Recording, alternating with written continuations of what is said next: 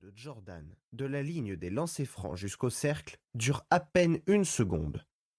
Oui, Elgin Baylor et Julius Erving étaient eux aussi capables de temps de suspension extraordinaires, mais ils furent principalement en activité avant que la technologie de la vidéo ne permette au public de savourer leurs exploits. Air Jordan était quelque chose de complètement différent, un phénomène de notre temps. Une échappée du passé qui semblait hors d'atteinte pour le futur.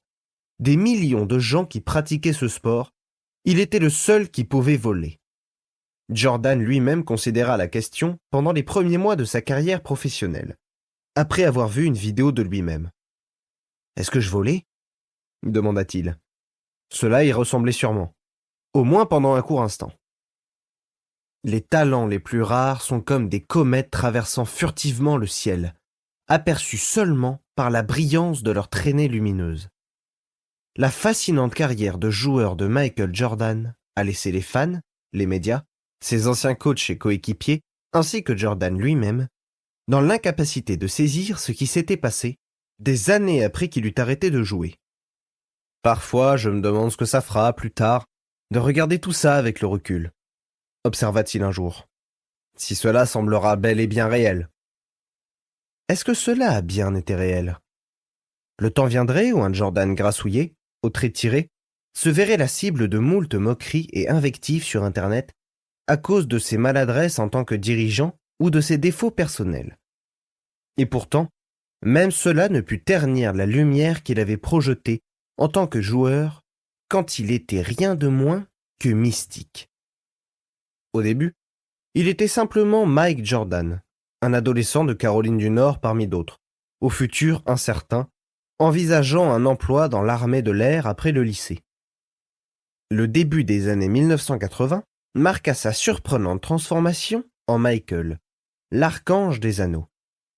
Ce faisant, sa personnalité propulsa l'émergence de l'empire commercial de Nike qui fit très tôt de lui son jeune empereur. Un rôle qui le libéra et l'emprisonna tout à la fois. Personne, semblait-il, ne pouvait faire quelque chose aussi bien que Michael lorsqu'il jouait au basket-ball.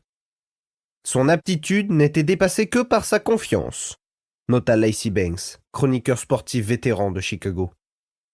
Le basket professionnel avait toujours bataillé contre son image débraillée, des adultes se trimballant dans ce qui s'apparentait à des sous-vêtements.